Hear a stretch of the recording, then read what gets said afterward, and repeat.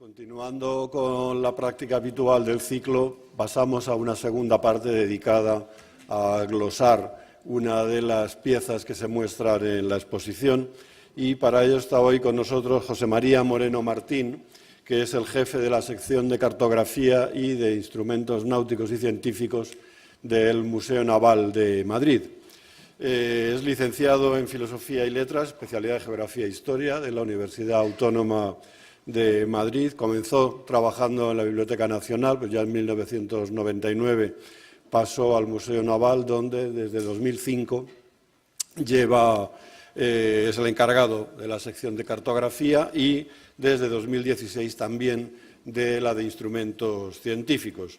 Ha sido comisario de varias exposiciones, entre las que podemos destacar la más reciente, Dueños del mar, señores del mundo, historia de la cartografía náutica española, que se celebró en el Museo Naval en 2015-2016, y es además director de la colección de libros de cartografía, viajes y exploraciones Pictura Mundi. Él, como autor, cuenta con abundantes publicaciones, conferencias y participaciones en congresos sobre cartografía náutica histórica, aunque también son destacables sus publicaciones sobre fotografía antigua vinculada con la Armada Española, sobre todo, ¿no? Y bueno, no les cuento las condecoraciones con las que la Armada les reconoce sus trabajos. Bien, pues esta tarde José María nos va a hablar sobre la cartografía española en la época carolina, el mapa de América Meridional de Juan de la Cruz, Cano y Olmedilla.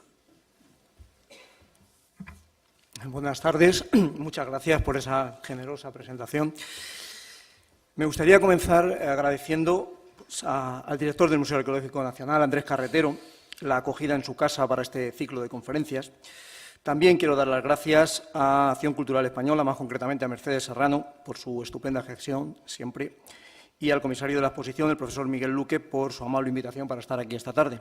Y, por supuesto, no quiero dejar pasar la ocasión de felicitar a todos ellos por el éxito de la extraordinaria exposición y por el espléndido seguimiento que está teniendo este ciclo de conferencias que hoy concluye.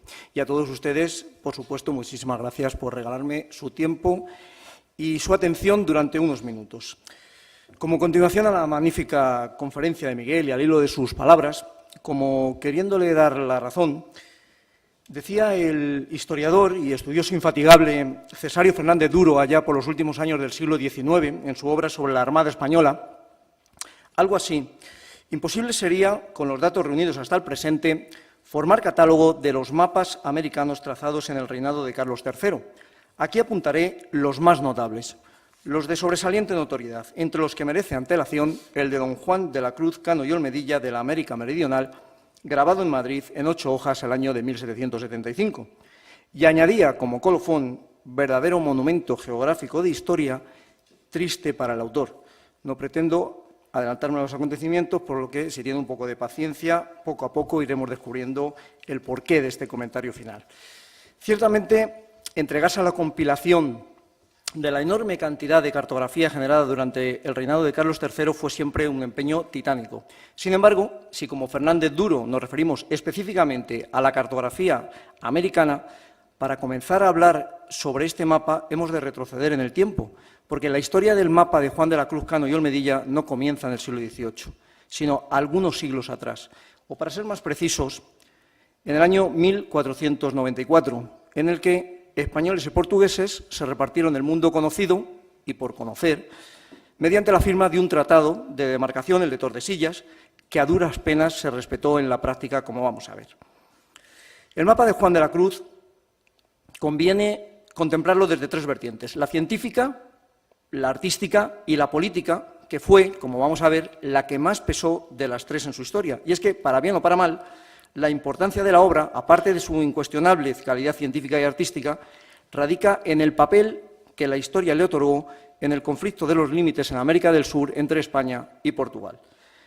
Las razones del fracaso de las relaciones entre ambas coronas desde el trazado de la raya de Tordesillas fueron muchas y variadas, como el distinto modelo de legua empleado por cada nación para la resolución de los cálculos, o el desconocimiento de la posición exacta de la coordenada de longitud para determinar los territorios de cada corona.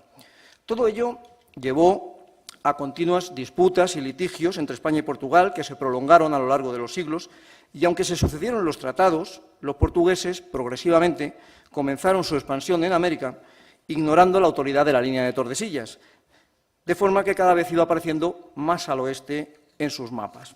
Esta intencionada confusión continuó en el siglo XVIII, como podemos ver en esta copia del conocido como Mapa das Cortes de 1749, que fue uno de los mapas empleados en 1750 en el Tratado de Límites de Madrid, con el que Fernando VI, casado con Bárbara de Braganza, hija del monarca portugués Juan V, pretendía poner fin al conflicto de límites aprovechando la sintonía familiar. Lo cierto es que, a la llegada de Carlos III al trono de España en 1759, 265 años después de la firma del Tratado de Tordesillas, aquella raya seguía trazada sobre el aire y sobre los mares, pero sin raíces en la tierra. Veamos, pues, el papel que la historia le tenía reservado al mapa de Cruz-Cano en relación con este asunto y conozcamos a los principales actores de este episodio. En su origen, los protagonistas fueron tres: el marqués de Grimaldi y los cartógrafos Tomás López y Juan de la Cruz Cano y Olmedilla. Todo comenzó sobre 1763, cuando le presentaron al marqués de Grimaldi, secretario de Estado de Carlos III, ciertos mapas de la América Meridional levantados por el oficial de la Marina, Francisco Millau, que participó como cartógrafo en las partidas de demarcación de límites en América en 1750. Los mapas presentaban un color tan destacado y tan atractivo que Grimaldi decidió que se grabaran, y para realizar el trabajo citó en el ministerio a Tomás López y a Juan de la Cruz. ¿Y quiénes eran estos personajes? Bueno, pues estos madrileños eran dos de los mejores grabadores del momento, formados en Francia y vinculados ambos a la Real Academia de Bellas Artes de San Fernando. Juan de la Cruz, nacido hacia 1734, era hermano del poeta Ramón de la Cruz, y para que veamos hasta qué punto llevar la cruz fue una constante en su vida, aparte de en su apellido, vivió en el número 5 de la calle de la Cruz y casó con María de la Cruz Fernández Salinas. Tuvo 7 hijos y fue académico supernumerario de la Academia de San Fernando desde 1760 y académico de mérito a partir de 1764. Y además de su mapa, por su mapa, Juan de la Cruz también fue conocido por una obra más popular, la colección de trajes de España, tanto antiguos como modernos, de la que publicó su primer volumen en 1777 y que dejó incompleta a su muerte en febrero de 1790. Bien, pues ahora que conocemos el quién, es el momento de preguntarnos el por qué, es decir, por qué ellos y no otros fueron los elegidos. Bueno, pues esta respuesta nos la van a dar el marqués de la Ensenada y Jorge Juan. Y es que este último, cuando a mediados de siglo presentó a la Corte su proyecto del trazado de un mapa nacional de España, denunció la carencia de grabadores para los levantamientos cartográficos. Y a partir de esta demanda, Ensenada decidió enviar a París a Tomás López y a Juan de la Cruz Cano a aprender cartografía y a dominar el arte del grabado en cobre. Entre 1752 y 1760 se formaron con el geógrafo del rey de Francia, Danville, y, por supuesto, pues no había nadie en 1763 más indicado que ellos para hacer una obra de la envergadura que Grimaldi pretendía. Bien, pues una vez conocidos los protagonistas, retomamos el encargo, al que los cartógrafos no le pusieron ninguna objeción en la reproducción de la viveza de los colores, pero sí en la exactitud del trazado, por lo que exigieron un estudio previo que retrasó el proyecto. Tras varias reuniones en las que sugirieron corregir y aumentar sensiblemente la escala, se les encargó por fin emprender los trabajos del gran mapa de la América Meridional. La primera demanda de los autores fue disponer de todos los mapas y papeles que hubiese en la Secretaría de Estado correspondientes a la América Meridional, lo cual les fue concedido. También obtuvieron los mapas, los planos y los documentos de aquella parte del mundo que se encontraban en el Archivo General de Indias. Y, por último, también se atendió la petición de adquirir y conocer los mapas de América publicados en Inglaterra, Francia, Holanda y Alemania, entre otros países. El caso es que, con todo este material a su disposición, se repartieron el mapa, de forma que Tomás López se encargaría de la parte norte, entre los grados 10 y 20 de latitud, y la parte meridional, desde los 20 hasta los 60, pues sería cosa de Cruz-Cano. Pero Tomás López recibió un encargo poco después de Grimaldi de grabar la Carta Reducida de California, remitida desde México por Miguel Costanzó, de tal manera que abandonó el trabajo de la América Meridional durante meses. Y cuando se incorporó de nuevo al proyecto, observó diferencias notables en la opinión de Juan de la Cruz respecto a la suya, de tal índole que no quiso continuar con el trabajo conjunto, porque sabía que iba a tener problemas con su compañero, y entonces le propuso a Grimaldi que Cruz siguiera con el mapa, lo cual Grimaldi aceptó. Y así, 10 años más tarde, en 1775, concluyó Cruz su mapa de la América Meridional. Fue presentado al rey y a grandes personalidades, siendo muy bien acogido, muy bien recibido, agradando a todos. El Gobierno enseguida dispuso que se estamparan múltiples ejemplares que se repartieron por ministerios y embajadas. Ante ellos tenían el primer mapa español impreso del conjunto de América del Sur, que incorporaba las partidas de límites de los dominios españoles y portugueses entre 1752 y 1760 en las cuencas del Amazonas, del Paraná y del Paraguay. De este mapa, de dimensiones colosales, pues mide 261 centímetros de alto por 176 centímetros de ancho, está dividido en 8 hojas y se editaron 4 tiradas. Las 2 primeras en pocos meses, a finales de 1775 la primera y en febrero del 76 la segunda. La tercera posiblemente a finales del 76 y la cuarta muy poco después. Bien, pues este mapa fue proyectado en un periodo de conflicto armado entre España y Portugal que finalizó casi al mismo tiempo que terminó el mapa. Y a raíz de esta paz, pues se intenta de nuevo llegar a un acuerdo entre España y Portugal para delimitar los límites en América, que se plasma en el Tratado de San Ildefonso de 1777. Y, por supuesto, el ministro Grimaldi no encontró mejor documento que el flamante mapa de Cruz Cano para preparar las conversaciones previas a las negociaciones con Portugal. Por iniciativa del propio Grimaldi, en abril de 1776, el mapa se encontraba ya en manos del conde de Aranda, embajador español en París, y tan solo meses después también disponían del documento los miembros de la Junta Consultiva que debían preparar las conversaciones de paz con Portugal. Y ahí empezaron los problemas, porque los negociadores españoles, observando la primera edición de 1775, discutieron la conveniencia de una línea que señalaba la división entre los dominios portugueses y españoles. Dicha línea seguía la demarcación acordada en el Tratado de Madrid de 1750 y con relación a Brasil, pues casi reconocía una demarcación abolida en 1761, lo que no fue del agrado del marqués de Grimaldi, que lo mandó cambiar. A partir de aquí, tampoco convencieron a los políticos españoles la delineación de ciertos caminos, ríos, así como la situación de algunos asentamientos y pueblos.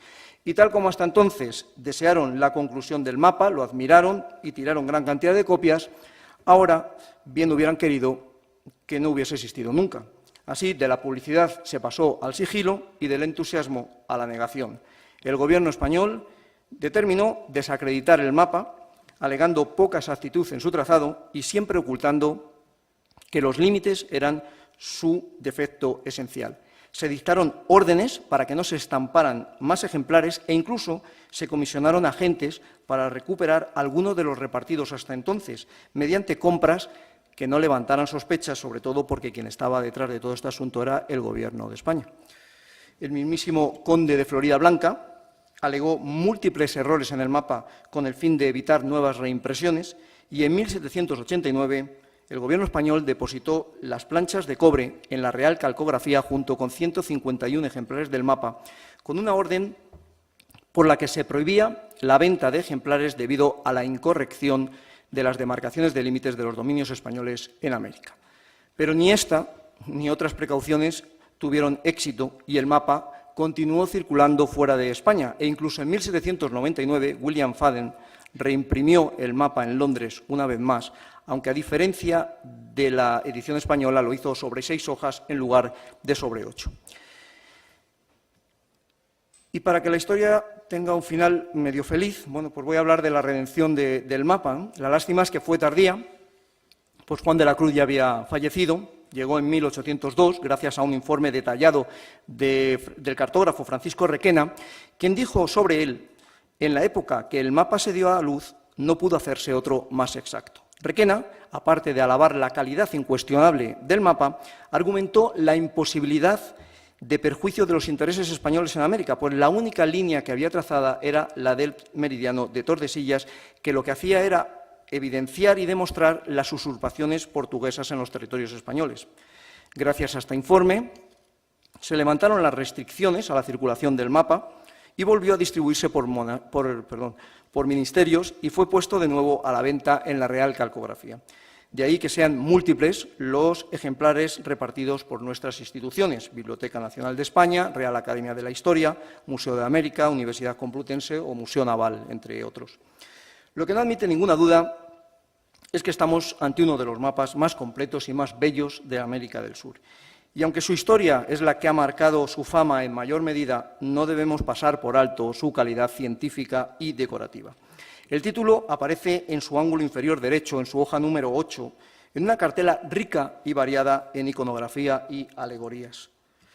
Presidiendo el mapa, en su parte central superior aparece el monograma del rey Carlos III, flanqueado por los escudos de Castilla y León, a los que une el toisón de oro. Sobre el título aparece una columna con el busto de Cristóbal Colón, al que acompaña la leyenda: a Castilla y a León nuevo mundo dio Colón. Y más arriba encontramos los escudos de las principales ciudades americanas, junto a los que ya se incorpora el de Brasil.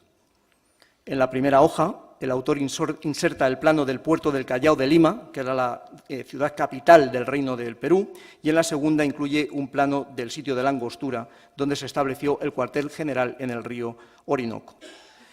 En el mapa se representan con gran detalle todos los territorios del Reino de Granada, Nueva Andalucía, Virreinato del Perú o Nueva Castilla, Reino de Chile y Virreinato de Buenos Aires, con abundancia de topónimos tanto en las zonas costeras como en los territorios de misiones del interior. Y en cuanto a Brasil, no podemos decir que el interior esté muy desarrollado, pero sí nos deja excelentes detalles en las ciudades de la costa. Por último, en su parte inferior, unas advertencias para la inteligencia de este mapa nos explican los meridianos de referencia utilizados para su trazado, entre los que se encuentra la línea de Tordesillas, así como los cálculos seguidos para las líneas de demarcación entre los dominios portugueses y españoles. Voy a ir terminando con unas palabras de Tomás López, de 1797, en pleno secuestro de nuestro mapa, al que se refería de la siguiente manera: este mapa es un papel de los mejores que tenemos impresos de esta parte de la Tierra, pues se emprenden pocas veces mapas de igual magnitud, porque se necesita mucho tiempo para su composición, muchos documentos y asciende mucho el gasto, siendo siempre incierto el beneficio. Y yo añadiría, que se lo digan a Cruzcano, que en los 10 años que duró el mapa solo percibió en varios plazos 18.000 reales, cuando según el propio Tomás López el mapa valía más de 60.000. Y para comprobar que ni gloria ni dinero le dejó su célebre obra, dejemos que sea el propio Juan de la Cruz quien ponga fin a mi intervención, con estas palabras extraídas de una carta que remite al conde de Floridablanca el 3 de octubre de 1787. Excelentísimo señor, la pura necesidad, la hombría de bien y el amor a la patria me obligan a molestar a vuecencia, participándole la triste situación de los ahogos en que me hallo, pues ha sido cercenado el pan a mi dilatada familia, y a no ser por mis hijos y su infeliz madre, nunca hubiera empezado a abrir mi pecho con vuecencia en estos términos. Bien, pues esta carta iba acompañada de esta otra nota, 3 días después, dirigida también a Floridablanca. Excelentísimo señor, la carta que va dentro es de Cruz, el grabador geógrafo, que con tantos hijos padece muchas hambres. Haría vuecencia una caridad en auxiliarle con algo, aunque fuese por vía de limosna. Pues sirvan mis palabras y la presencia de este mapa en la exposición como homenaje a la triste historia de este monumento geográfico y a la de su autor. Muy buenas tardes y muchísimas gracias a todos por la atención.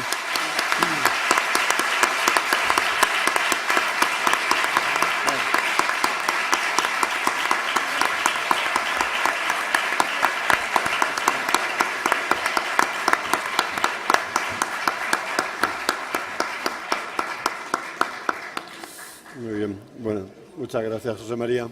Muy bien, pues si quieren ustedes hacer alguna pregunta, es el momento. Aquí tienen a los dos conferenciantes a su disposición. ¿Quieren? Allí tenemos un micrófono, si alguien quiere.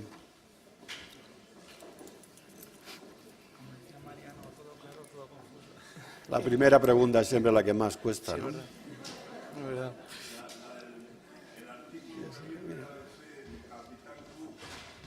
Cuando fue Manila de los ingleses, que por lo visto fue a todos los archivos de los agustinos, que tenían allí todas las cartas de navegación, y son las que utilizó Cook, eso es lo que decía el artículo, para luego ir a la Australia y a los mares, o sea, que no sé si es cierto o no, te lo pregunto.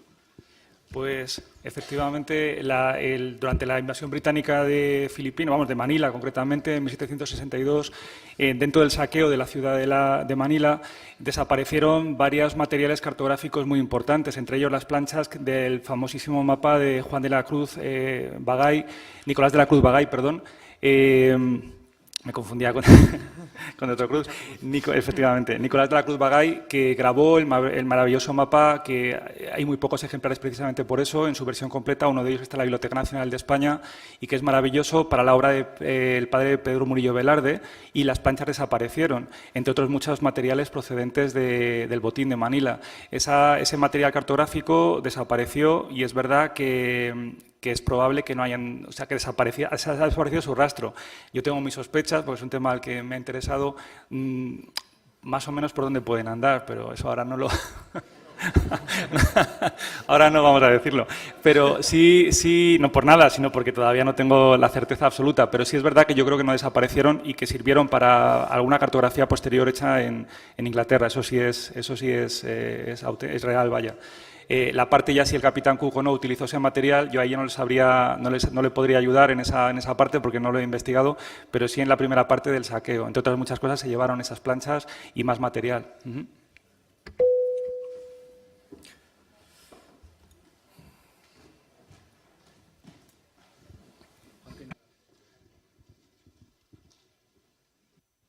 Muchas gracias. Enhorabuena por vuestras conferencias. Hemos aprendido muchísimo.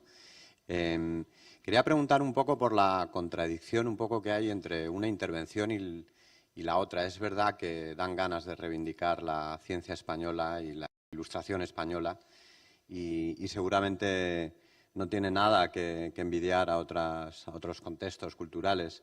Pero también es cierto que, como la segunda charla ha demostrado bien, parece ser que el trato y la gloria que merecieron los científicos no fue todo lo honroso que debería. El caso de Juan de la Cruz Cano no es un caso aislado, hay muchos otros más, ¿no?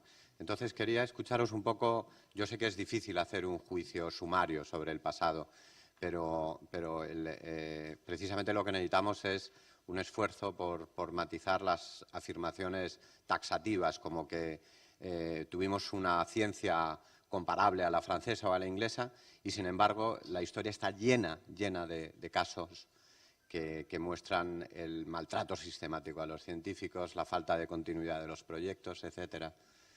¿Qué opináis de este asunto?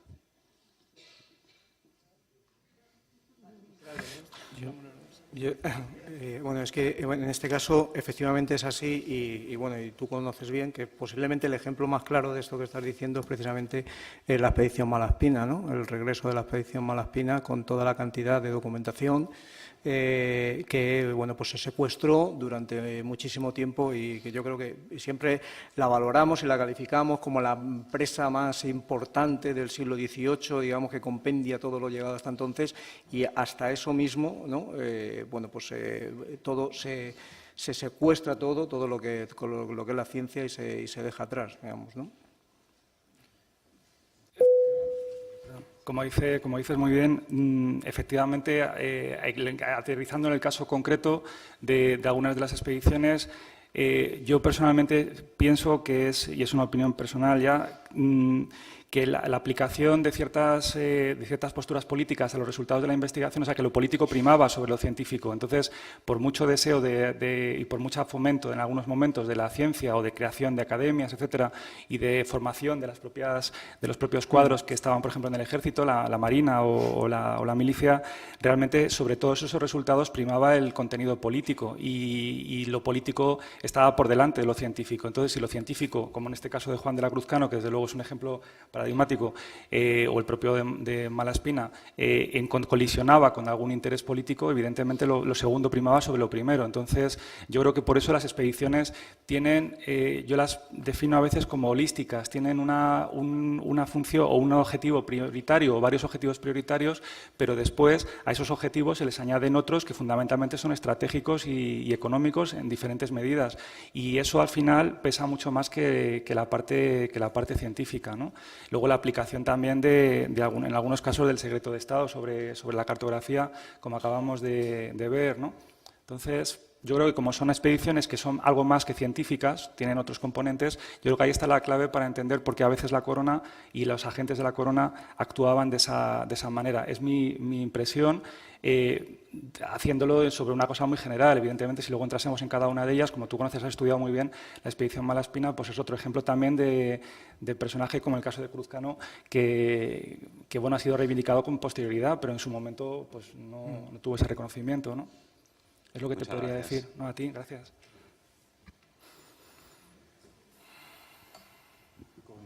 Con permiso de la mesa, Alfredo Alvar, y en contestación a la pregunta que ha hecho el doctor Pimentel, creo que, en fin, sí, se puede uno circunscribir solo a las cuestiones científicas, pero yo creo que la respuesta es más amplia. La ciencia fuera de la Ilustración, esta ciencia dentro de la Ilustración, no tiene sentido, ¿verdad? Y entonces, una de las claves de interpretación de la Ilustración española, una de las claves, una de las maneras de comprender o interpretar la Ilustración española pueda ser precisamente la de la contradicción permanente entre, no vamos a hablar de las fuerzas del bien y de las fuerzas del mal, sino en un conservadurismo terrible, terrorífico, ¿verdad?, que quiere la búsqueda de qué es el ser español, si ser la Inquisición o ser Reforma, ¿no?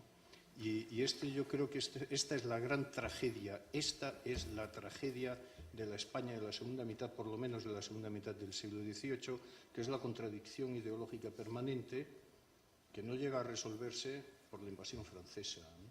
Pero el debate podría ampliarse ad infinitum, ¿no? Probablemente dando una respuesta rápida y de carácter general, se podría hablar, creo yo, ¿verdad?, de la gran contradicción de la búsqueda del, entre comillas, ser español de finales del siglo XVIII, ¿no? Y desde luego que sigue viva, la Inquisición sigue. José I la abolió y fue restaurada, ¿no? Y esas cosas no se hacen porque sí, se hacen porque hay gente que lo quiere hacer, ¿no? Que son estos, algunos de los que aquí han salido. Nada más que eso.